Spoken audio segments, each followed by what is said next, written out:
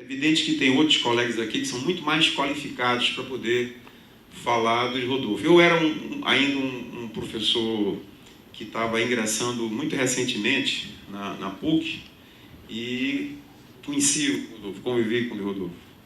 E, na época, duas coisas realmente marcaram muito, certamente a perda do Luiz Rodolfo, o trágico acidente, e também a Cleonice, ela se dirigindo a todos na missa de sétimo dia e mostrando a força, a tenacidade dela numa hora tão difícil.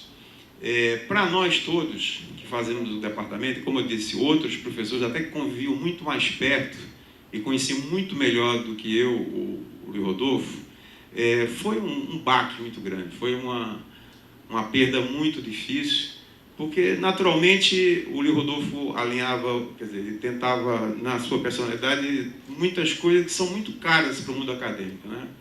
Em primeiro, um intelectual que ainda tinha muito a contribuir para aqueles temas que ele está envolvido. Então, isso é uma perda difícil de se aceitar. Segundo, um colega na expressão da palavra, eu que, como eu disse, ainda convivia pouco tempo com ele, mas via a educação, a gentileza, o respeito no convívio com os outros, o que certamente a gente precisa estar aqui fazendo esse registro. E terceiro, que eu acho que ele também tinha uma luz própria, que é inestimável a qualquer grupo social, e especialmente a um grupo comum de professores e um grupo que tenta formar alunos. Então, certamente, eu também estou aqui emocionado, como eu disse, não era... enfim, não tinha uma convivência tão grande como muitos aqui têm, e certamente, apesar de, na época, acho que ele chegou a me entregar esse livro, o Mundo da Astrologia, até hoje eu guardo esse livro, e certamente, estou dizendo, o registro que eu tenho é o melhor possível. Acho que hoje é uma pequena homenagem, tá certo, de todas as instituições que aqui estão fazendo. Acho que é pouco, mas é fundamental, acho que para todos aqui presentes. Eu estava vendo aqui no folderzinho que foi divulgado, tem um site onde lá estão trabalhos, tá, boa parte daquilo que o Rodolfo produziu. Conversava agora há pouco com o pai dele, o Luiz Paulo, dizendo que parece que tem 2 livros deles que foram publicados no exterior, francês, outro em inglês. Certamente, eu estou dizendo, apesar de ter a perda dele ser tão precoce, certamente deixa aí para quem quiser, alunos, alunas, professores, um caminho que pode ser trilhado, né, uma produção bibliográfica que pode ser consultada. Agradeço a presença de todos mais uma vez e agora vamos ouvir aqui a mesa prevista para início da tarde. Bom trabalho para vocês.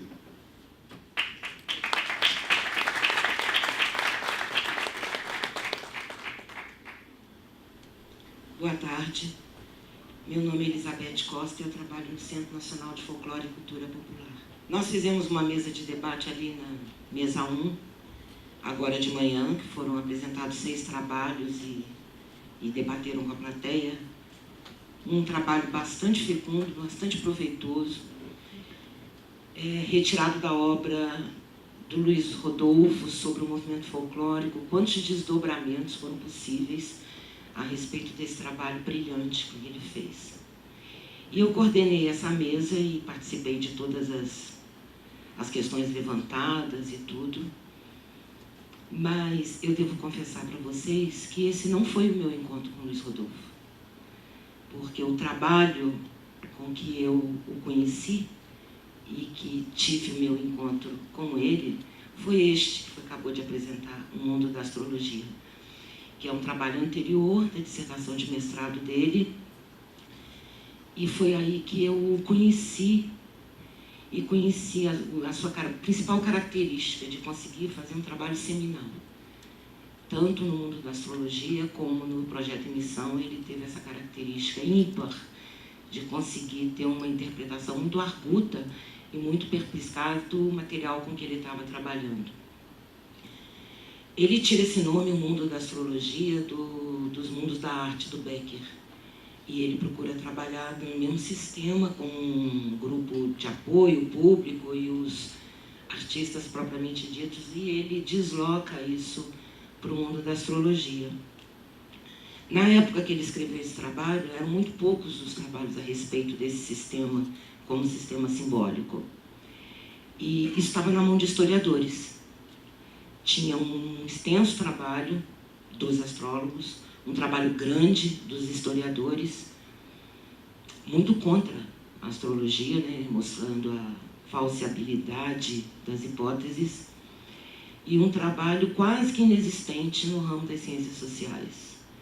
E ele se dispõe não só a investigar isso, como um antropólogo, a investigar isso do ponto de vista do nativo. Né? Ele não briga com as hipóteses, as teorias e as crenças do pessoal que estuda astrologia e que pratica astrologia. Ele procura se colocar do ponto de vista deles para poder argumentar e verificar como é que esse grupo funciona. Idealmente, o trabalho dele estava focado no grupo que ele investigou, que era um grupo de estudantes de astrologias, liderados por 4 astrólogos que faziam cursos, e ele participou de tudo, cursos, congressos e tudo. Mas, por incrível que pareça, como artista de 1000 instrumentos que ele era, ele consegue fazer 2 capítulos maravilhosos. O primeiro sobre a estrutura do sistema propriamente dito, com uma análise seguindo a linha teórica do Lévi-Strauss, extremamente pertinente, e que você não encontrava em lugar nenhum na época, porque ou as pessoas objetavam contra a astrologia ou diziam que ela era verdade irrefutável e ninguém analisava o sistema. Ele faz isso num único capítulo, e no capítulo 4 ele também envereda pelo que os nativos chamavam de simbolismo. E ele faz um extenso trabalho de referenciação do uso do símbolo, signo, conceito, percepto, para procurar entender isso. E o Luiz Rodolfo é uma figura tão especial que são capítulos curtos que você lê de um fôlego e depois você fica assomada pela estrutura que ele está apresentando, pela análise que ele está apresentando. E se você relê 1, 2, 3 vezes, você descobre coisas incríveis que ele tinha percebido e que às vezes estão numa frase. Ele tem um estilo sucinto, ele tem um estilo objetivo, e ele é de uma densidade, de uma profundidade naquilo que ele se propõe a tocar, que a gente só tem a lamentar que não tenha dado continuidade a esse tipo de análise. Eu sabia que quando eu vim aqui, eu ouviria muito sobre o Projeto Missão, sobre o movimento folclórico, que é a obra dele mais conhecida e mais prestigiada. Mas quando eu cheguei aqui cedo, estava muito quente aquele saguão ali. O ar-condicionado aqui já estava ligado, mas a gente tentou abrir a janela e não conseguiu, e eu descobri que tinha uma varanda. Aí eu abri a varanda e disse, vamos ver se a gente consegue ter um arzinho aqui. Estava com Letícia, que tinha acabado de chegar de Santa Catarina. Chegamos na varanda e ela comentou, não tem nenhum lugar no Rio que a vista não seja bonita. Na verdade, olhando ali, eu vi uma coisa que para mim é muito cara, para mim e para esse meu encontro com o Luiz Rodolfo. O planetário estava ali. E eu achei que era um sinal, já que a gente vai ser bem esotérica agora. Claro que vão falar sobre o Projeto de Missão, mas olha o planetário aqui, 8 horas da manhã, acenando para mim, diz, vai fundo, Beth. Que era isso que ele gostava. Eu assisti a uma sessão no planetário, o planetário fazia várias palestras no final do dia, e eu fui a uma delas, e fui até com o marido de Miriam também, que estava presente. Eles tinham convidado um biólogo e um astrônomo para falar sobre astronomia e astrologia. E foi uma sessão bastante tumultuada, porque eles não convidaram nenhum astrólogo para comprar a mesa. Então estavam cientistas lá e a palestra já sendo divulgada no site do planetário. E aí os astrólogos fizeram um movimento, uma manifestação, ocupa o planetário. Todos chegaram, a fila dava voltas no quarteirão, porque tinha senha. Então eles queriam ter certeza que toda a plateia seria de astrólogos. Então era um movimento, a gente foi lá e assistimos. E o astrônomo começou a falar. Foi o primeiro cientista a falar. E a dizer, a concepção de céu que os astrólogos trabalham é errada. São 13 signos, que agora apareceu um Ophiuchus, e não sei, o sistema é heliocêntrico, não é geocêntrico, ou seja, um bando de gente ignorante que não sabe o que está fazendo. Não houve propriamente um debate, porque a plateia ficou indignada. Então, em vez de argumentar, eles gritavam, fora! Você está aprendendo astrologia pela internet, não se aprende astrologia pela internet, não existe nada disso. E ele tentava falar e a plateia gritava, enraivecida. Foi pouco, porque depois o biólogo falou, e aí resolveu dizer o que ele entendia como ciência. Foi pior ainda. Porque a ciência é experimental, isso do lado de um astrônomo que não faz experiência, não tem astrônomo que faz experiência no céu. Porque a ciência é experimental, que a ciência é falseável, que assim, toma de Kuhn, e toma de Popper, e toma de não sei o quê. Bom, todo mundo injuriado, porque a astrologia é a primeira ciência. Ela é conhecida como ciência mesmo, latina. Fazia parte daquele quadrivium e o trivium. E havia um pleito na época para que ela voltasse para a academia, de onde, aliás, ela jamais deveria ter saído. No meio disso tudo, eu me lembrei, quando eu fiquei olhando aquela cúpula do planetário, aquele Ophiuchus, que as constelações não estão mais no zodíaco, que teve uma resolução de astrônomos, isso agora mais recentemente, boicotando Plutão. Chegaram à conclusão que Plutão não era mais um planeta. Podia ser um asteroide, podia ser o que for. Então resolveram tirar o Plutão do sistema solar. Isso tem 5 anos. Uma decisão provavelmente na Bélgica, que é a Confederação Internacional de Astrônomos, que fica lá. E o maior planetário do mundo, que fica em Washington, tirou o Plutão. Então as pessoas deitavam lá naquela coisa para ver o céu, como era feito aqui, não tinha Plutão. Não chegou a 1 ano, porque 10 meses depois eles colocaram Plutão de volta. Porque a caixa de reclamação ficava abarrotada. Cadê o Plutão? Onde está o Plutão? Não vi o Plutão. O que vocês fizeram com o Plutão? Eles tiveram que dar uma declaração ao público e voltar com Plutão para o sistema solar, porque, afinal de contas, não estava certo também que ele não era planeta. Então, eu estou contando isso aí para vocês para dizer que muita gente que hoje, por exemplo, Plutão é tido como aquele que rege Escorpião, é tido, tá? Porque há controvérsias dentro do próprio meio astrológico. Foi um desastre. E logo com quem que eles estavam mexendo, com os escorpiônicos. Eles perderam completamente a noção do perigo.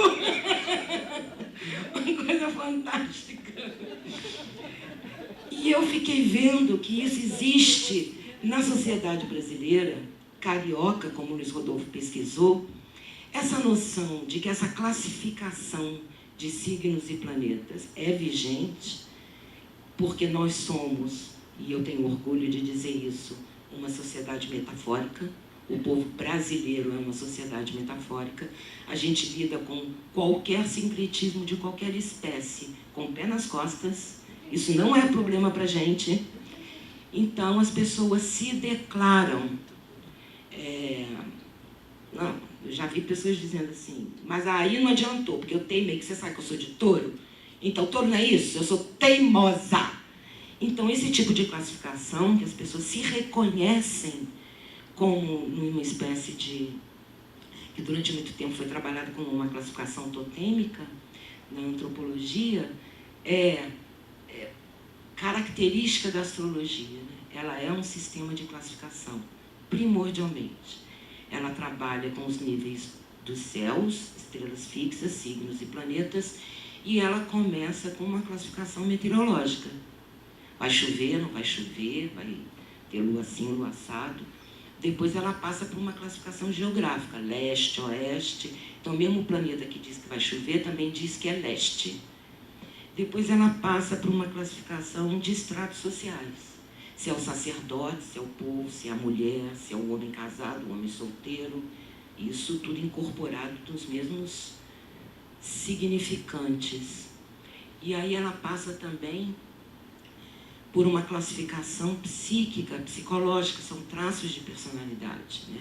Se você é mais generoso, extrovertido, introvertido, se você fala muito, se você é calado, se você sabe guardar segredo, se você não sabe. Essa é justamente a parte da classificação que interessava a Luiz Rodolfo, porque ele trabalhava com sociedades urbanas, modernas, psicologizadas. Houve um encampamento da astrologia da psicologia pela astrologia. Então, são traços de personalidade que são simbolizados pelos mesmos significantes que falam da chuva, do leste, do magistrado. E depois ela passa por uma classificação, ela tem um deslocamento também por uma classificação moral e ética. Aí entra até os pecados capitais, né? A avareza, a inveja, a luxúria são representadas também pelos planetas e signos. A coisa extremamente fascinante que Luiz Rodolfo fez é que, normalmente, os pouquíssimos trabalhos que enveredavam por essa área trabalhavam num exame de signos e planetas para ver como eles podiam significar. E naquela genialidade que lhe era peculiar, ele, numa frasezinha no meio de um parágrafo, ele diz: o elemento estável na astrologia não são os signos e os planetas, mas são as relações. E aí parece que o mundo se abre, porque aí você entende que não adianta você dizer: eu tenho Marte na casa 1, que qualquer astrólogo vai te dizer, mas é Marte em Gêmeos, é Marte em Escorpião, é Marte aonde? Está oposto, está em quadratura, está retrógrado, como é que ele está? Então, é cada umzinho, na totalidade que o engloba, é sua relação com todo do arcabouço astrológico que vai decidir o que ele significa. Então, o que você tem que procurar são as relações entre aqueles significantes.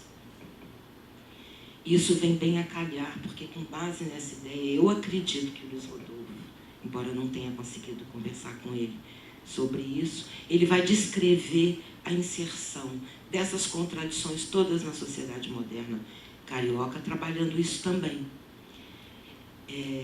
A astrologia, como disseram aos gritos ao astrônomo, jamais foi uma ciência heliocêntrica ou geocêntrica. Ela é uma ciência topocêntrica, porque não é a Terra que está no centro do sistema, é o ponto onde você nasceu. Mesmo na Terra, se você nasce na mesma hora, em Londres ou no Rio de Janeiro, é outro mapa. Então, ela é extremamente topocêntrica. O que importa é a perspectiva, vamos dizer assim, do nativo. É como ele olha o céu no momento em que ele nasce. Isso é fundamental para a astrologia.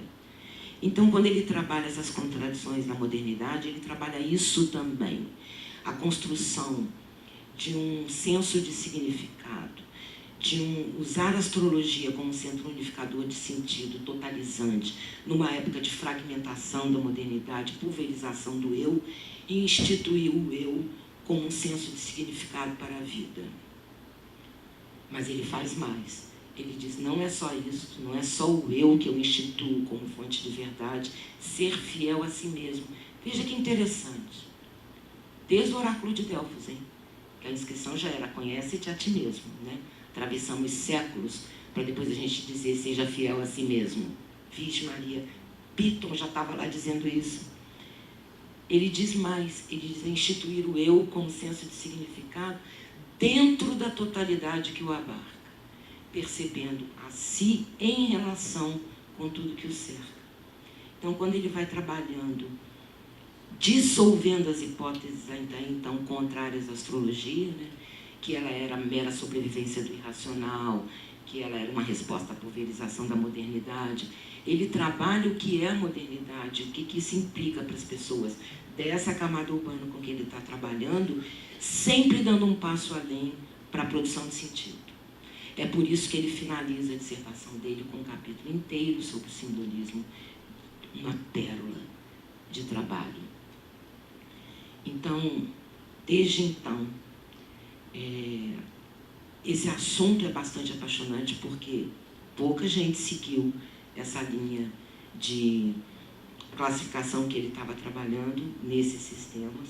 A astrologia é um capítulo muito interessante das sociedades modernas, porque, ao contrário de outras teses que eu já li sobre bruxas Wicca, Nova Era, etc., ela suscita um comportamento enraivecido daqueles que são os antagonistas, né? Os cientistas. E o documento mais contundente contra ela chama-se Objeções à Astrologia, que foi assinado por 9 ganhadores de prêmio Nobel. Você não vê nenhum único ganhador de prêmio Nobel falar mal das bruxas Wicca, porque como se isso não importa, né? Mas a astrologia, ela se vale da astronomia e da matemática. Então isso incomoda, porque eles não querem se misturar, eles não querem se contagiar com aquela coisa espúria que vai trabalhar com, eu senti, eu vi, você vai ter 3 irmãos e nunca vai ficar rico, misturado com aquele material tão sério, tão digno com que eles trabalham. Então, no momento, desde o trabalho do Luiz Rodolfo até agora, eu lamento informar a vocês que continuam sendo muito poucos os trabalhos em ciências sociais que levam a sério os nativos para poder trabalhar. E isso continua na mão dos historiadores, não tem, eu ia dizer nada, mas tem muito pouca coisa contra os historiadores, e muito trabalhando nisso. E agora tem uma grande leva, houve um deslocamento. Nós temos teses de doutorado São Carlos, USP, Unicamp, mas sabe aonde? Filosofia. A turma dos filósofos está toda entrando pela cosmologia que a astrologia trabalha, estão indo até o Timeu de Platão, e filosofia da ciência. Tem muita tese sobre o que é o que não é ciência, usando a astrologia como contraponto. Astrologia e economia, diga-se de passagem, como contraponto à cientificidade.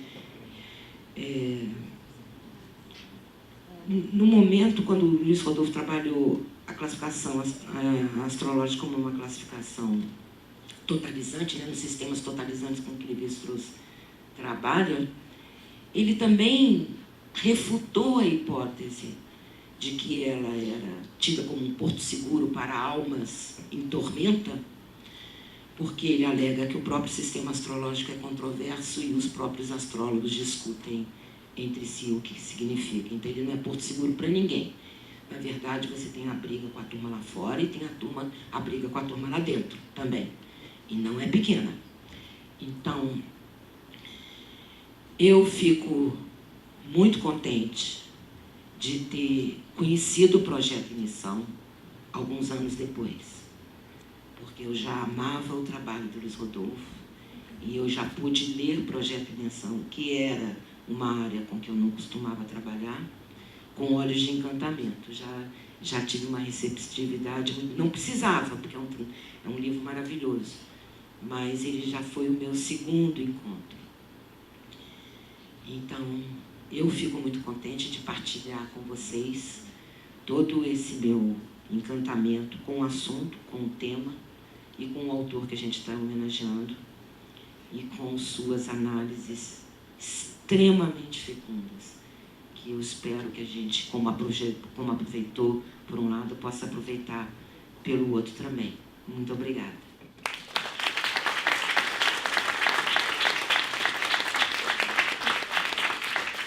Eu vou passar a palavra agora para o Celso, da Fundação Getúlio Vargas. Obrigado. Bom, aceitei o convite da Maria Laura, por um lado, com muita alegria, por ser um evento que homenageia e relembra, né, Luiz Rodolfo, por outro lado, com uma coisa muito difícil, né? Que é falar de um amigo muito próximo e de uma amizade interrompida, quer dizer, não só para mim, mas tantas pessoas, né, que estão aqui presentes. É difícil também porque o livro que Maiara Aula pediu para eu comentar, Ensaios de Antropologia, do qual fui um dos organizadores, é um livro póstumo. E póstumo, o Projeto Missão também foi publicado depois, mas ele chegou a rever, entregou, né, lá no Instituto Folclore, na véspera, se não me engano, de morrer. Esse não, no dia, desculpa, mais trágico ainda, né? Mas esse livro não. Eu vou contar um pouquinho da história dele, mais do que resumir os artigos, que são sobre assuntos muito diversificados. Passado um mês, mais ou menos, da morte dele, eu recebo um telefonema da Cleonice Girardinelli, né, avó por afinidade do Rodolfo, pedindo para ir com ela no apartamento dele para ver os papéis e computador, e não tinham sido mexidos ainda, tamanho um trauma que foi para a família também, para os amigos, alunos, todo mundo. E, bom, não posso deixar a dona Cleonice sozinha, né, mas também era uma coisa muito difícil. Eu lembro que eu liguei para a irmã Viana e disse: "Irmã, você vai comigo, né? Vamos lá, porque não tenho muita coragem de ir sozinho." Fomos os três, abriu o apartamento, enquanto a dona Cleonice cuidava de várias coisas que ela ia, né, biblioteca, que ia doar os livros e tal. Coube a mim e ao irmão também, que me ajudou muito, porque o Rodolfo trabalhava com o Macintosh, eu não trabalhava, então tinha algumas coisinhas que eu não entendia. E, bom, ia ter que lidar com aquele, né, enfim, aquela documentação, e começamos a ver o que a gente achava e a salvar também os trabalhos, as coisas dele. Encontramos muitos artigos, muitos textos, que depois examinamos com calma para ver o que era, o que tinha de original, o que era novo, o que tinha sido publicado, o que era a versão. Quer dizer, um trabalho muito, muito dolorido também de fazer isso. Ficamos numa dúvida enorme se a gente deveria ou não publicar, né, já que, será que ele gostaria?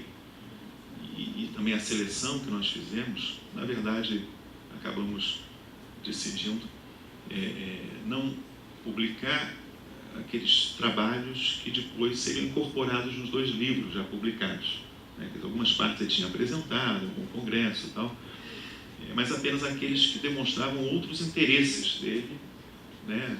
e que não tinham sido incorporados nesses 2 livros, né? Chamamos de ensaios de antropologia. Acabou prevalecendo a ideia de fazer uma homenagem a ele e também de dar a público, tornar conhecido um conjunto de reflexões, de trabalhos extremamente produtivo, interessante, em várias direções. Quer dizer, um livro que apontava trabalhos do Luiz Rodolfo, porém interrompido, né, precocemente, de forma muito trágica para ele, mas que nos abria diversas trilhas de pesquisa, quer dizer, para outras pessoas, ou como o irmão, o Walter Sinder, que também ajudou a organizar, embora virtualmente, né, ele estava no pós-doutorado lá em Austin, e eu escrevemos na pequena apresentação, né, essas indicações de caminhos como incitações, né, quer dizer, incitações ao nosso pensamento, né, projetos de outras pessoas que esses trabalhos poderiam, sem dúvida, levar. Fizemos, então, a seleção e todo o trabalho, né, de edição, montagem. A editora da UERJ logo abraçou a ideia, né, o projeto editorial de publicar.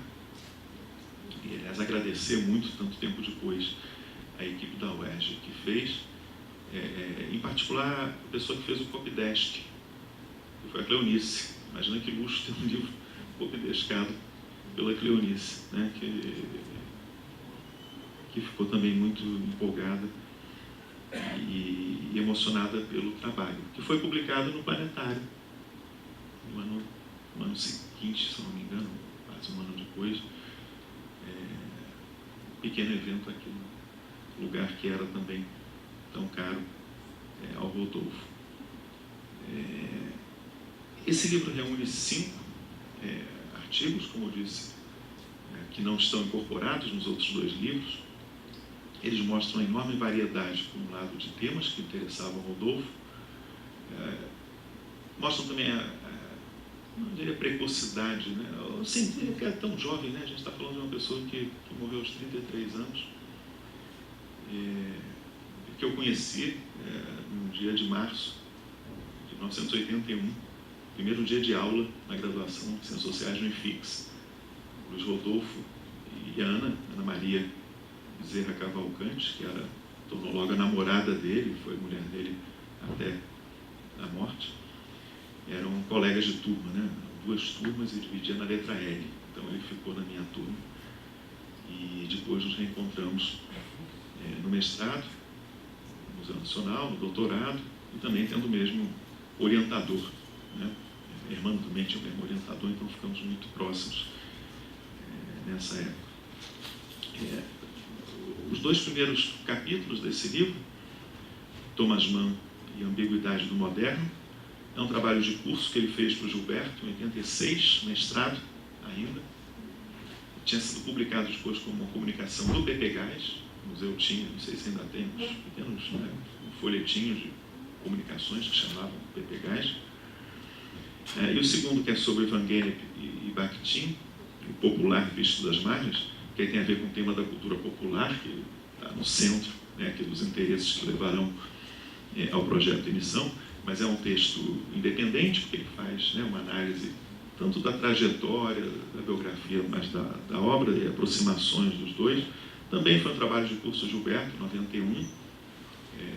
Eu fiz esse curso também, e era um texto muito grande, mais de 50 páginas, extremamente densas, né, de uma erudição em relação a esses autores absolutamente invejáveis e impressionantes. Os 3 últimos capítulos mostram principalmente trabalhos que estavam em fase, vamos dizer, germinal ainda, e que apontam muito interesses do Rodolfo daquele momento. São textos escritos em 94, 95, 96, quer dizer, né, os anos finais da vida dele, que apontavam, abriam muitos caminhos, né, citações, como chamamos, sobre leitura e práticas leitoras em sociedade. Esse foi um simpósio que a Biblioteca Nacional e o Centro Cultural Banco do Brasil organizaram em 94, e que ele ficou muito fascinado, discutia toda uma literatura. Seria a tese dele, na oralidade escrita. A tese seria oralidade escrita. Sim, é o projeto, né, dele de tese que acabou mudando. Ele se interessou toda, Jack Moody, começou a ler toda essa literatura antropológica, é um texto pequeno e é um texto muito oral, porque foi um texto apresentado oralmente, mas que guarda uma vitalidade enorme, apesar de ser pequeno. Um sobre campo religioso em João do Rio, que ele desenvolvia uma bolsista de iniciação científica na UERJ, filha da Wanda. Enfim, a pesquisa de iniciação científica ele orientava, né, tinha escrito esse texto, um evento no Real Gabinete Português de Leitura, 96, e o último, África na Tradição das Ciências Sociais no Brasil, que aí mexe também, enfim, com temas que estavam interessando muito ele numa vertente que a gente poderia chamar de pensamento social brasileiro, ou história do pensamento social, sociológico do Brasil, alguma coisa assim, que é de 96 e que foi apresentado no Congresso Luso-Afro Brasileiro. Essa foto aqui de 96 é no Luso-Afro, que foi realizado lá no IFIX, esse texto que ele publicou. Ele também é apresentado em algum outro lugar antes, eu não me lembro. E foi publicado em francês, jornal Africanistes. Não me lembro quando, se um pouco depois, enfim. Mas é um trabalho muito redondo já, muito pronto. Não sei mais o que comentar sem registrar como foi rico e prazeroso conviver com o Rodolfo. Rodolfiana, né? Para quem é amigo daquela época, a gente não consegue distinguir a dor da perda entre os dois, né? A Ana fez Ciências Sociais também, depois ela era funcionária na UFRJ, não fez mestrado, não tem uma carreira acadêmica, mas era um casal absolutamente presente. Então não quero deixar passar a homenagem em lembrar também da Ana e esse fato trágico, né, de que ambos morreram no mesmo dia, no mesmo acidente. Estiveram juntos pela vida inteira. A Ana também certamente, né, tem aqui como leitora, como, né, companheira dele, participação em todo esse trabalho, essa trajetória. Foi algo muito difícil viver essa perda, não vou me estender sobre isso, mas o lado bom, o lado rico, né, é a gente poder disseminar, compartilhar, né, a experiência de ter convivido com eles e os trabalhos, né, porque eu estou surpreso de ver aqui 20 anos depois e ver 70, 80 pessoas, não sei quanto no auditório. Eu achei que teria meia dúzia das pessoas, né, que conviveram na época atrás. Fico muito contente da gente ter conseguido publicar o livro. Repito, não sei se o Rodolfo gostaria, espero que tivesse gostado, mas foi uma homenagem e uma forma de manter vivo também, de alguma forma, né, as ideias, as provocações, a enorme curiosidade intelectual que ele tinha, que mostra, junto com os outros trabalhos, como que ele era um antropólogo com um leque extremamente, né, não era um antropólogo monotemático, mas tinha aberto diante de si, aos 33 anos, um campo de possibilidades, como diria Gilberto Velho, né, nosso querido, também saudoso, infelizmente, orientador comum, aberto, né, para ele.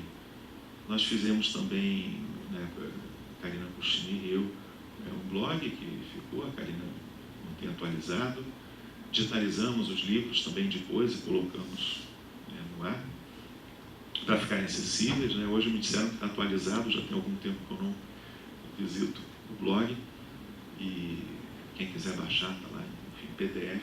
E acho que a maior homenagem que a gente pode fazer justamente é usar o Rodolfo. Eu fico muito contente, porque com razoável frequência, né, eu vejo pessoas em ambientes às vezes inesperados, falando, nossa, usei para minha tese da astrologia, ou do projeto em missão, alguma coisa que ele escreveu aqui sobre Van Gennep, não sei o quê. Essa é a grande homenagem que a gente pode fazer. Todos nós que convivemos com ele já fizemos ao longo desses 20 anos muitas homenagens pessoais, né, em grupos. Acho que é isso. Renata, desculpa se eu não consegui ser mais objetivo.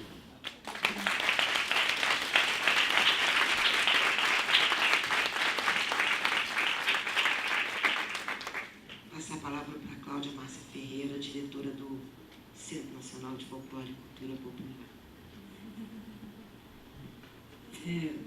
Boa tarde a todos vocês. Um cumprimento público muito especial a Maria Laura pela iniciativa desse colóquio. A acolhida da PUC é um lugar que a PUC representa no concreto e no simbólico, no concreto, um lugar do Luiz Rodolfo, né, e um lugar do conhecimento, do pensamento, do espaço acadêmico. Cumprimentar a Beth também, não só pela fala magnífica, pela magnífica pessoa que ela é, mas do papel da organização desse encontro com Joana Correia, que também quero aqui cumprimentar, porque eu acho que nós estamos vendo aqui o que Luiz Rodolfo nos deixou, né?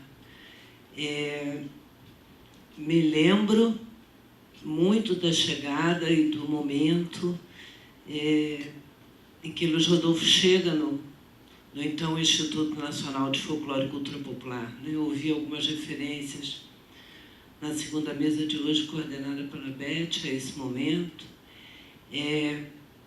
Me lembro que nós vínhamos no início dos anos 80, né, passando por um movimento forte dentro de uma instituição de atuação de políticas públicas, então o Instituto Nacional do Folclore e Cultura Popular, com a chegada de Lélia Coelho Frota no lugar do Braulio do Nascimento, né, e havia uma ruptura muito forte com a perspectiva e com todo o trabalho construído pela então Campanha de Defesa do Folclore Brasileiro, que eleva aquela campanha ao status de instituto.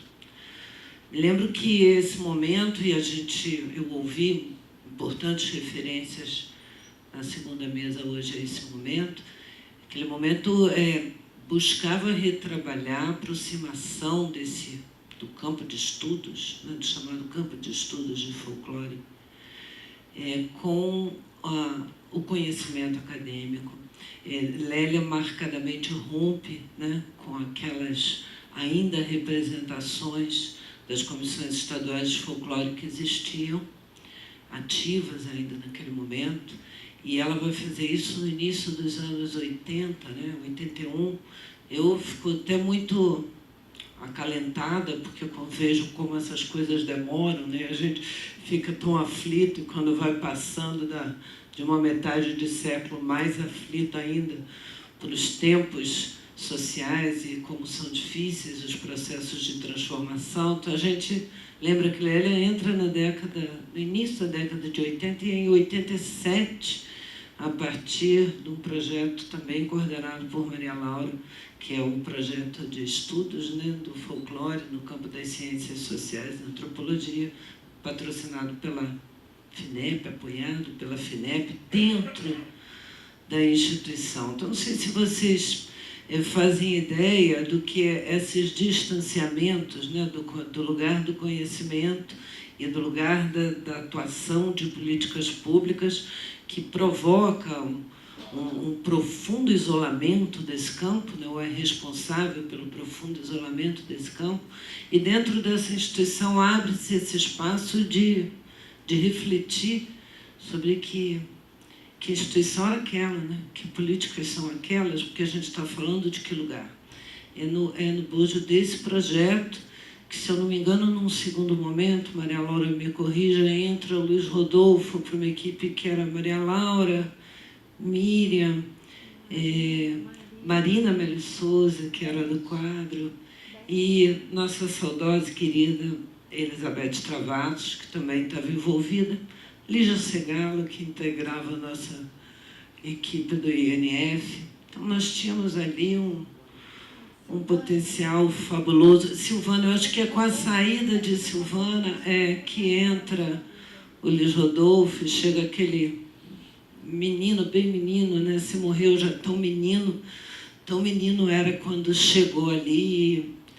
E uma das coisas que me chamava muita atenção, havia todo um conflito interno de instituição com a colocação do espaço 2 pesquisadores e 2 antropólogos. Eu estava no espaço de museu, né? E como é que esse projeto constrói também uma fala e uma conversa entre as áreas, né? Fosse com uma área tão tradicional e constituinte do campo como era a área de música, né? Dirigida pelo professor Luiz Alencar Pinto, e onde chega Elizabeth Travassos, e aquela figura jovem e tão pulsante do Luiz Rodolfo. Maria Laura também era, acho que Miriam também, tinha uma equipe que trazia para casa aquela possibilidade de rever o espaço e uma instituição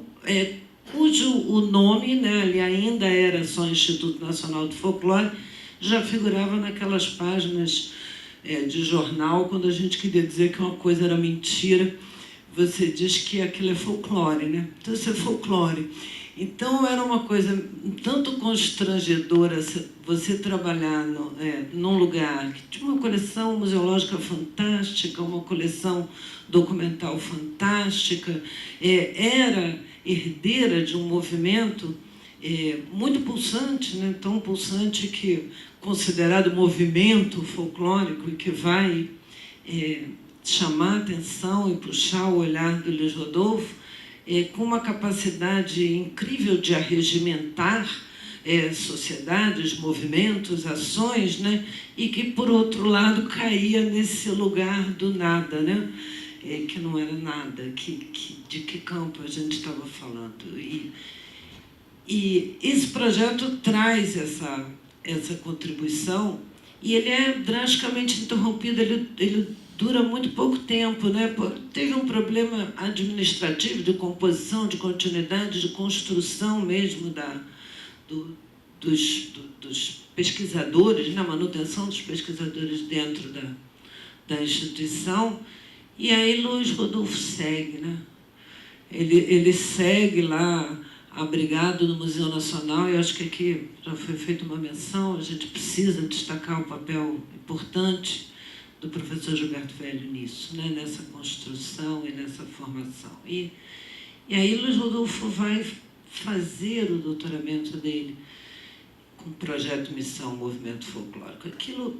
Aquilo virou uma energia para a gente que trabalhava naquela instituição, naquele campo, com aqueles documentos, também os objetos que ele vai elencar, né? Que ele vai trabalhar, o objeto onde ele vai construir, são as cartas, o acervo institucional, as publicações da Comissão Nacional de Folclore. Então, ele vai trazendo à tona todos esses nomes. Hoje, quando o Beth destaca a questão da perspectiva do Luiz Rodolfo, né, para com os astrólogos, o entendimento a partir do nativo, eu acho que, de algum modo, tem uma ponte aí também dele, o respeito que ele empresta, né, a essa produção dos folcloristas e como é que ele vai rever esse conhecimento e essa produção. Então, eu acho que isso era muito o que o Luiz Rodolfo passava na figura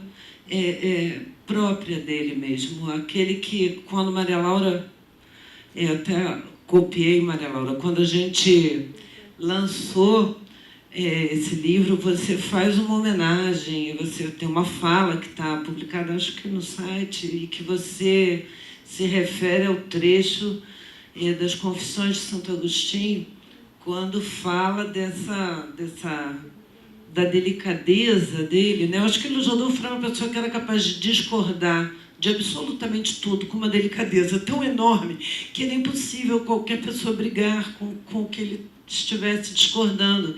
Então, era uma capacidade maior de discordar da perspectiva posta com respeito, com delicadeza, com seriedade, né? E com fundamentação. Então, eu não me proponho, nesta fala, a fazer uma resenha que já foi muito resenhado e profundamente bem resenhado por pessoas como Elizabeth Travassos, como Isabela Tamaso, como Sérgio Miceli, enfim, do Projeto Missão. Acho que todos aqui hoje sabem muito bem a contribuição dessa obra para a antropologia, né?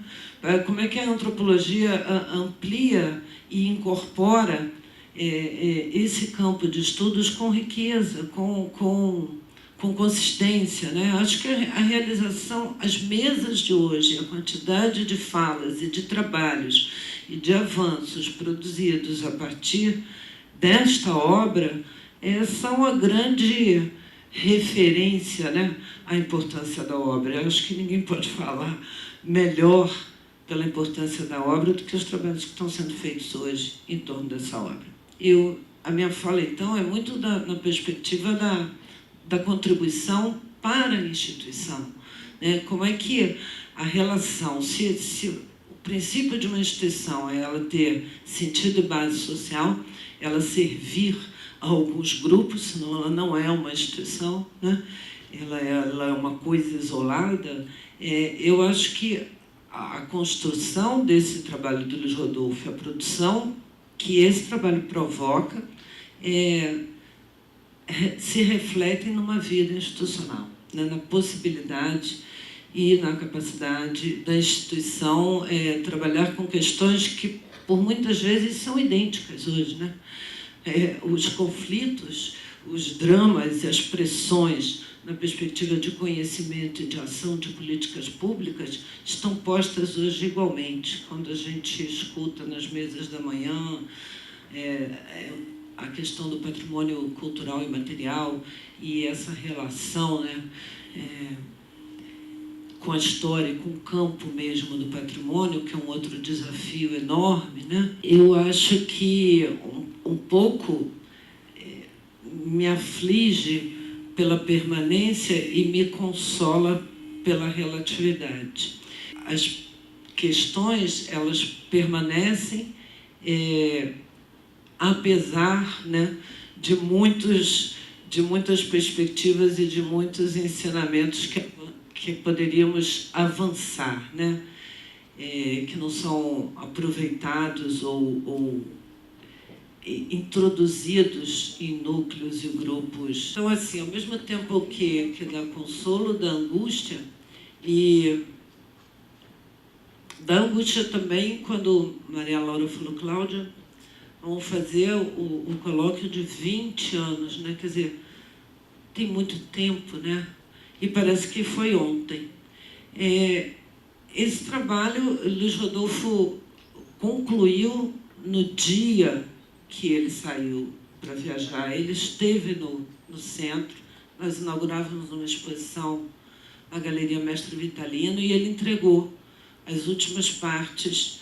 Uma eu tenho absoluta certeza que foi a dedicatória à Ana. Ele entregou manualmente, ele estava estudando e organizando o conjunto de fotografias também, e me parece que também o anexo de bibliografia. Ele entregou isso no espaço de exposição, ele entregou e dali ele saiu para viajar e não voltou mais. Me lembro muito da gente na sua casa, Maria Laura, fazendo escrevendo essa apresentação, né?